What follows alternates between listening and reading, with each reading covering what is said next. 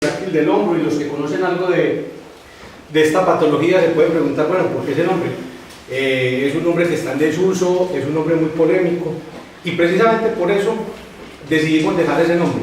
¿Por qué? Porque este es una patología y es un síndrome clínico que encierra muchas variantes, que tiene mucha polémica y que, a pesar de que lleva mucho tiempo estudiado, realmente todavía no sabemos qué es. No hay un concepto claro sobre la entidad. Entonces, más o menos a finales del siglo XVIII, 1896, Duplay empezó a estudiar pacientes que presentaban bloqueos de hombro sin patología previa y estableció el primer cuadro clínico, que lo llamó periartritis escapulohumeral. Un cuadro muy resumido para una entidad muy grande. Siguieron y continuaron los estudios, y Cosmas retomó, y en el año 34 hizo un segundo diagnóstico como bursitis adherente periacromial, también un diagnóstico muy simplista. Como había que agrupar tantas entidades, había que agrupar tantas características para salir del problema, y considero que para salir del problema, 2-3 años después, el mismo Cosman decidió llamarlo hombro congelado, que es uno de los nombres que se usa todavía actualmente, y que realmente nos da más que un diagnóstico como tal, es como un diagnóstico de trabajo. Muchos nombres se han apilado, después los japoneses y los asiáticos lo llamaron el hombro del cincuentón, haciendo referencia al grupo etario que más sufre la enfermedad. Se ha llamado capsulitis retráctil, capsulitis adhesiva, capsulitis fibrosa. Y por último, más o menos en los últimos 4 o 5 años, todo este síndrome clínico ha tenido mayor enfoque, y la mayoría de los grandes grupos estudiosos del hombro ya lo están nombrando como hombro rígido. Pues todos podemos ver que un diagnóstico de hombro rígido casi que no es un diagnóstico, realmente pues es un parámetro de trabajo y de despistaje de la enfermedad. Entonces vamos a decir 2 cosas simples, pues yo creo que ya todos lo sabemos. El hombro como tal, que es la articulación que nos compete, realmente son 4 articulaciones sumadas. Una, la escapulotorácica, que es una pseudoarticulación. 2, la glenumeral, que es la articulación de las articulaciones mayores, la que más movilidad tiene en todos los sentidos y en todos los rangos. Y la acromioclavicular y la esternoclavicular, que funcionan como pivote central para toda la movilidad del hombro. Y segundo, recordar, a grosso modo y de manera muy simplista, que el hombro es una articulación sinovial, y estas son sus estructuras más relevantes, de las cuales vamos a tener especial cuidado con la membrana sinovial y la membrana fibrosa, que es lo que nos va a formar la cápsula articular. Teniendo pues esos 2 ya detalles muy superficiales de la anatomía, pasamos a la definición actual, que es como la aceptada y la que se está usando en los últimos 4 o 5 años, que es un síndrome, en la definición de hombro rígido. Es un síndrome clínico que cursa con limitación de la movilidad activa y pasiva asociado a dolor, sin más. Ya, claro, un diagnóstico de esto nos va a abarcar un sinnúmero de enfermedades. Entonces lo primero que tenemos que hacer es clasificarlo. En primario, que es el que nos compete en el día de hoy, en el que me voy a centrar, es el cuadro doloroso asociado al bloqueo de la articulación sin ningún tipo de causa desencadenante. Y el secundario, que la mayoría de los autores lo dividen en 4 grandes grupos, que son de causa intraarticular, como los cuerpos libres, lesiones labrales, lesiones capsulares iatrógenas o por artroscopia, las lesiones capsulares puras, como las secundarias a la capsulitis retráctil como entidad autoinmune, de causa extraarticular, como las quemaduras, las lesiones óseas, la artrosis, y de causa neurológica, como las plexitis tipo síndrome de Parsonage-Turner, las lesiones del plexo braquial, en fin. Y los primarios, que son el grupo del que vamos a tratar hoy. Una salvedad de estos dos casos: en los secundarios es muy importante tener en cuenta que el tratamiento, el diagnóstico y el pronóstico van a depender mucho de la buena acucia clínica que se pueda tener para llegar a este. Nos debemos enfocar, siempre que nos enfrentemos a este tema, en diferenciar si es una lesión, si es una patología de tipo primaria o si es una patología de tipo secundaria. Entonces, en general, el hombro rígido primario tiene una prevalencia de entre el 2 y el 5% para las estadísticas habituales. Sin embargo, recordando lo que hablábamos de la anatomía y teniendo en cuenta que la articulación comprometida en el hombro rígido es la glenumeral, la escapulotorácica nos da mucha movilidad, por eso hay una subconsulta y hay una disminución de los pacientes que presentan una patología con baja penetrancia que no consultan, y algunos autores, sobre todo los japoneses que trabajan mucho con esto, hablan de que la prevalencia realmente puede subir hasta 18 o 20%, predomina ligeramente en el sexo femenino, no tiene predilección por raza, y ya que estamos aquí, tenemos que mencionar que la edad de presentación habitual es de 40 a 60 años, menos del 5 o 10% de los pacientes se salen de este grupo etario. Tiene una afectación bilateral en torno al 10% y tiene una afectación colateral de más o menos el 35%, contralateral, perdón, de más o menos el 35%, teniendo en cuenta que lo habitual es que el primero episodio y el segundo, el inicio del brote doloroso, entre el primero y el segundo episodio, ronda más o menos entre los 4 y 5 años, y es excesivamente raro que la patología repita en el mismo hombro. Factores de riesgo para el hombro rígido primario, la diabetes. Se cree que la asociación fisiopatológica que tiene son la microangiopatía y la neuropatía, porque es mucho más común, más frecuente y de más difícil tratamiento en los pacientes diabéticos tipo 1 o en los de tipo 2 de larga data, mal controlados. Tienen características comunes con la enfermedad de Dupuytren. Presenta el aislamiento en el tejido capsular de la vimentina, que es una proteína contráctil que también se encuentra en las bandas fibrosas del Dupuytren. Con el hipotiroidismo se cree que tiene el factor autoinmune asociado, y en el resto de enfermedades cardiovasculares, cardíaca, cuello, nefrolitiasis, cirugía de cabeza y cuello y neoplasias, el único factor que se ha encontrado de asociación es el factor estadístico. No se encuentra una correlación ni anatómica ni patológica de la enfermedad. Básicamente, ¿cuál es la fisiopatología de esto? Hay un factor desencadenante que es desconocido para el primario y evoluciona,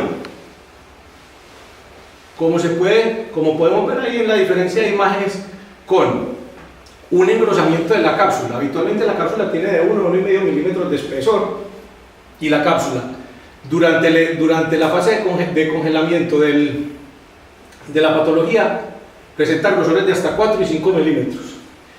Hay una hipervascularización sinovial, pero no hay una franca sinovitis asociada. Y por último, hay una obliteración del receso axilar y una estenosis de la polea bicipital.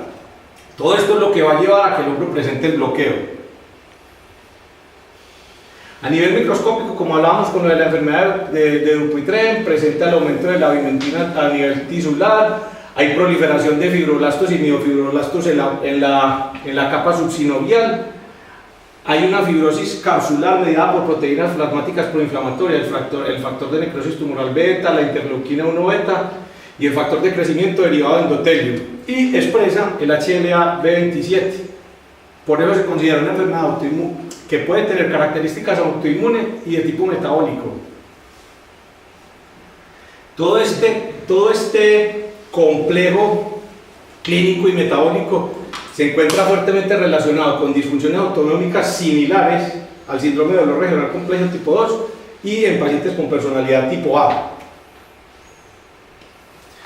Ahora vamos a entrar al cuadro clínico. Realmente lo que nos vamos a encontrar en un paciente con un hombro rígido doloroso primario es una persona de 40 a 60 años, habitualmente mujer, que presenta dolor.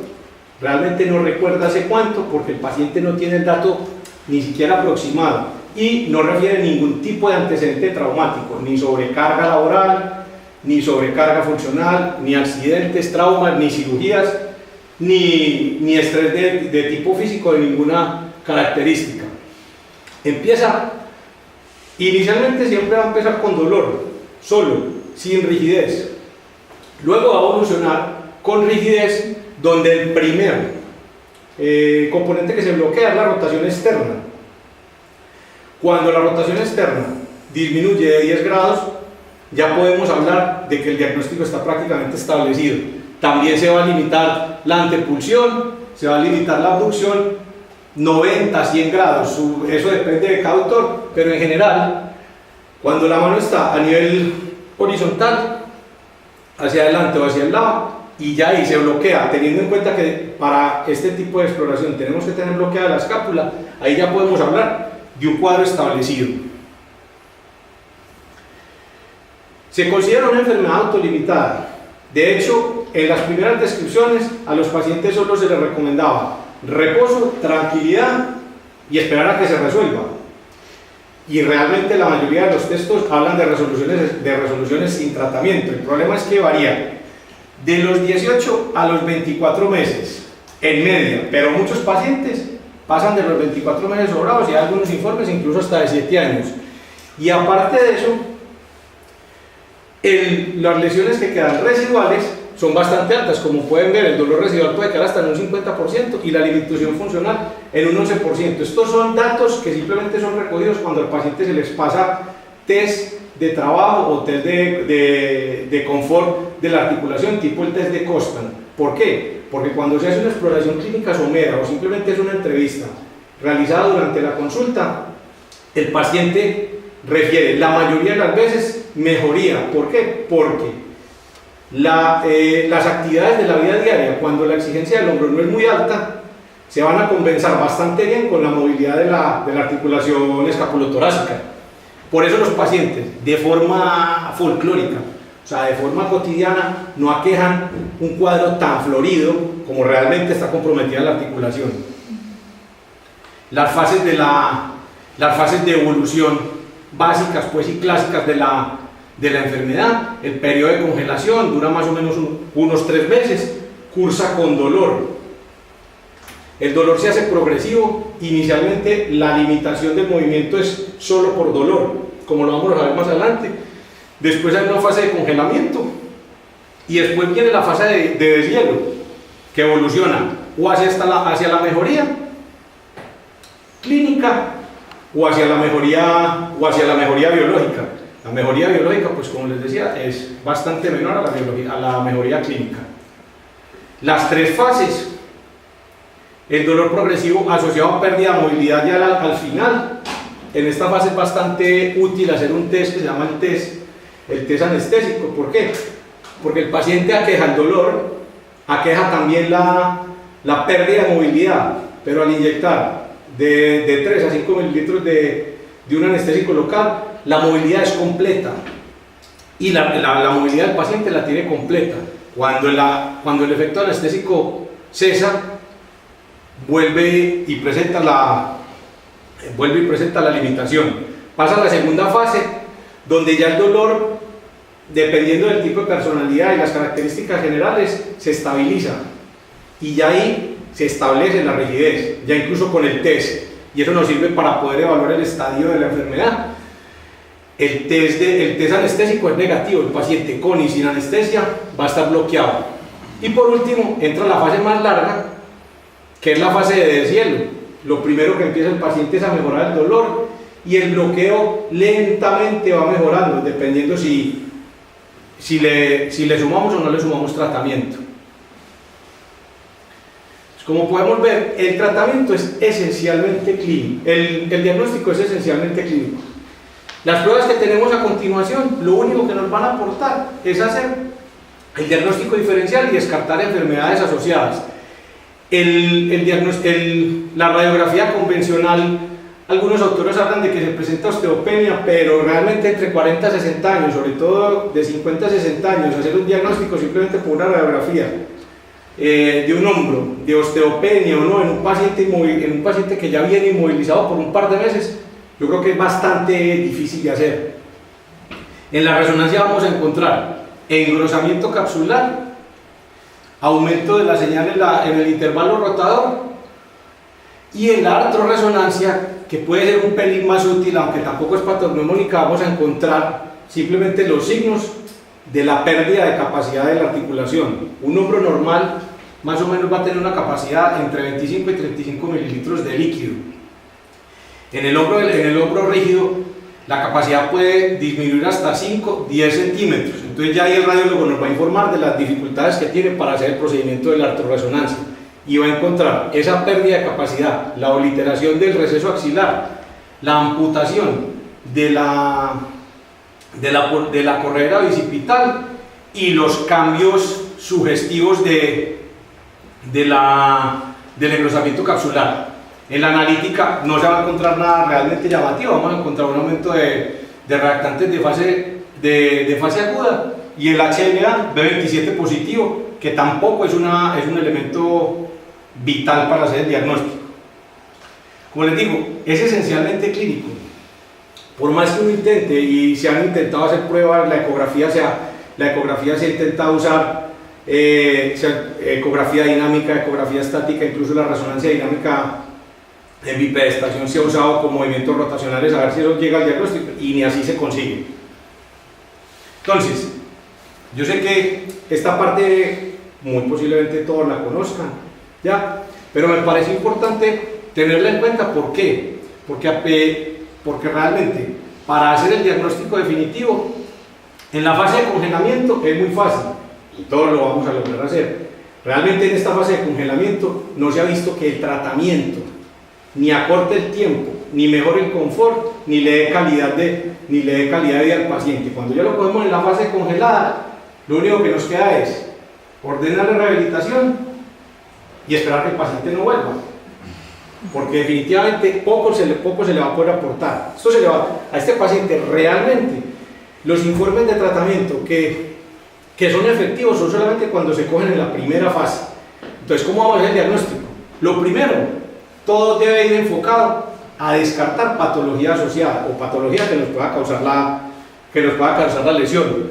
En la inspección, atrofias musculares que nos descartan lesiones neurológicas, quemaduras, cicatrices de cirugías previas, lo mismo en la palpación, y pues yo creo que hacer más énfasis en la clínica general poco nos ayuda. Empezamos a hacer los test específicos para el hombro. ¿Qué pasa? Las dos patologías que más nos pueden simular un hombro rígido van a ser las lesiones del manguito rotador, ¿ya? Que van a ser de más difícil diagnóstico, van a ser las lesiones del manguito rotador y las inestabilidades. La pregunta es, ¿cómo puede ser que una inestabilidad produzca hombro rígido, sabiendo que es como la antítesis la una de la otra? Es la antítesis hasta cierto punto. En la inestabilidad, el paciente evoluciona hacia aprehensión por el miedo a una segunda luxación o a luxaciones posteriores, y empieza a hacer limitaciones voluntarias del movimiento. Si la inflamación es lo suficiente y el golpe es lo suficiente, la cápsula va a cicatrizar, se va a retraer y termina en un hombro rígido, secundario a la inestabilidad. Y en las lesiones del manguito, ¿por qué? Porque cuando las lesiones son parciales o son agudas y subagudas, también el paciente va a responder con reposo y con congelación voluntaria del hombro. Entonces, estas son algunas de las pruebas que más habitualmente se usan. El arco doloroso nos va a identificar lesiones subacromiales. Son test que individualmente tienen una sensibilidad y una especificidad regular, alrededor del 80-90%, casi todos. Sin embargo, cuando se hace el efecto sumatorio de todos ellos, la acucia diagnóstica se eleva mucho y puede llegar entre el 95-97% solo con clínica para hacer diagnósticos de lesión capsular como inestabilidad y lesión del manguito. Está el test de Paté, que nos va a evaluar el infraespinoso, la maniobra de Herbert, que nos evalúa el subescapular, el Jergensen, que nos va a ser muy útil para identificar lesiones de la polea y de la porción larga del bíceps, y el O'Brien, que nos va a descartar lesiones laborales con menos especificidad, pero que sí es bastante útil para descartar o que nos sugiera una artritis acromioclavicular. Ya tenemos el diagnóstico. Ahora, ¿qué es lo que sigue? El tratamiento. Tenemos que decir, como lo comenté antes, que cuando el paciente se coge en la fase de congelamiento y en la fase de deshielo, los tratamientos le van a dar más un soporte psicológico al paciente y bienestar general, que realmente van a influir en la evolución y en los tiempos de mejoría de la enfermedad. Por eso es importante la sospecha clínica para cogerlos en la primera fase. El programa de rehabilitación debe ser un programa conjunto. Ya vimos los tiempos de duración de la enfermedad, entre 18 y 24 meses, algunos se alargan 4 o 5 años, entonces uno no puede tener un paciente en rehabilitación viniendo 2 o 3 veces por semana, 5 años, pues eso ni para la institución ni para el paciente va a ser viable. Entonces en estos programas deben ser combinados, al paciente se le tienen que enseñar, se le tienen que dar pautas de manejo de los ejercicios y hacerle valoraciones y controles por parte del servicio de rehabilitación de manera frecuente. La rehabilitación, y eso es muy de tener en cuenta, va a ser importante en todas las fases y va a ser acompañante de todos los tipos de tratamiento que se le ofrezca al paciente, ya sea de tratamiento netamente ortopédico o cuando vamos a combinar con procedimientos invasivos o cirugía. Dentro de los procedimientos invasivos, los dos clásicos que siempre se han usado son la artrolisis forzada bajo anestesia y la liberación artroscópica. La artrolisis forzada, un procedimiento al que se usó mucho, más o menos hasta hace unos 15 o 20 años, y ha caído en desuso por varias razones. La primera y más importante es la iatrogenia que se produce en muchos de estos pacientes. La capsulitis adhesiva tiene una particularidad bastante importante, que es, dentro de toda la cápsula articular, la que más agrede y la que más compromete es la cápsula articular anterior, y la cápsula articular anterior está en relación íntima con la cara posterior del subescapular. Entonces estos pacientes con las movilizaciones bajo anestesia tienen una muy alta tasa de rupturas del subescapular. Es un músculo difícil de tratar, las reparaciones de este músculo son complicadas y el tratamiento de secuelas por lesiones definitivas o por atrofia muscular es de mucha complejidad y con unos resultados que son de reserva.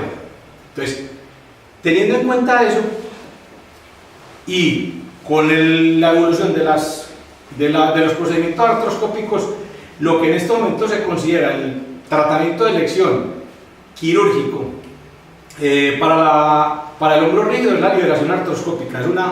Es una cirugía que es mucho mejor reglada, uno puede incidir sobre las zonas capsulares más afectadas, le permite a uno valorar de primera mano las lesiones que hay dentro de la articulación, tratar lesiones asociadas que a veces por la misma capsulitis son difíciles de diagnosticar por la imagen, y poder evaluar realmente el ambiente anatómico de la articulación para saber qué se sigue. Estos procedimientos, como lo dije antes, siempre tienen que estar acompañados por una rehabilitación previa y una rehabilitación intensiva e inmediata luego de la cirugía. ¿Qué indicaciones tienen? Las indicaciones, como todo en el hombro rígido, desafortunadamente son muy relativas. Cada quien tiene sus protocolos. Los protocolos que con más frecuencia se repiten es emplear la artroscopia como tratamiento de liberación cuando llevamos 4 a 6 meses de un seguimiento estricto del paciente, con una buena educación en la rehabilitación, con un equipo de apoyo de rehabilitador bueno, sin ningún tipo de resultado en la medición en la recuperación o en la medición de los de los ángulos de limitación. Es ahí donde se emplea la artroscopia. Muchos autores, y este es el protocolo más habitual. Yo personalmente espero entre 8 y 12 meses. ¿Por qué tanto? Porque era lo que hablábamos antes. Esto no es una enfermedad mecánica, pero realmente no sabemos si el componente mecánico de la enfermedad realmente es lo que marca.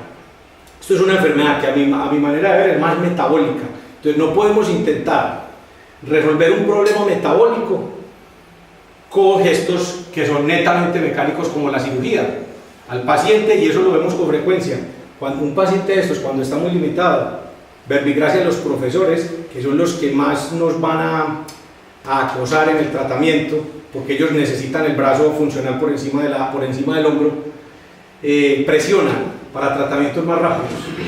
Una artroscopia hecha antes de los 3 meses tiene una tasa de fallos por encima del 80%, entonces no tiene ningún sentido acelerar. Sin embargo, retrasar la artroscopia no nos va a alterar ni el pronóstico ni el resultado final.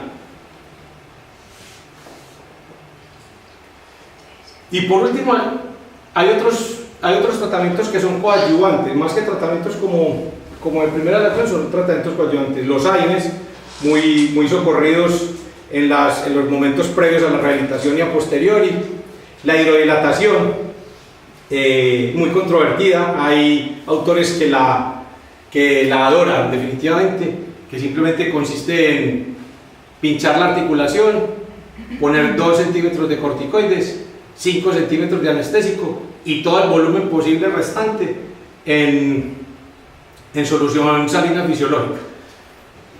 Es controvertida, como mínimo controvertida.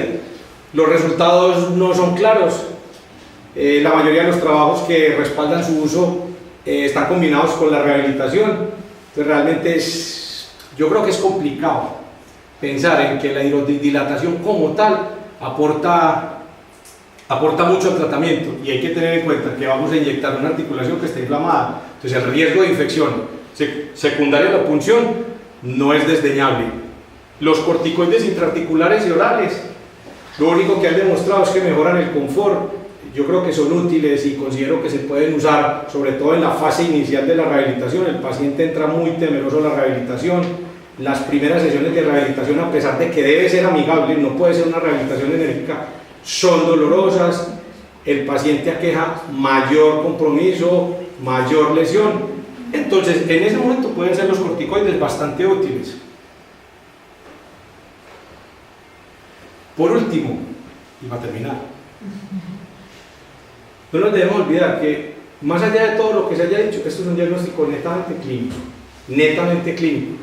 Las pruebas a uno poco le van a aportar para llegar al diagnóstico. El diagnóstico no es esperar a que el paciente llegue a 100 de ABD, a 100 de altepulsión y con las rotaciones bloqueadas. Ahí, ya aparte del apoyo psicológico, es poco lo que le vamos a ofrecer. Es intentar hacer un diagnóstico temprano, porque ahí se han visto que los ciclos de rehabilitación van a ser mucho más útiles y realmente pueden modificar algo la historia natural de la enfermedad. Y por último, los tratamientos coadyuvantes no han demostrado, ninguno de ellos, que realmente modifiquen de forma positiva el tratamiento definitivo.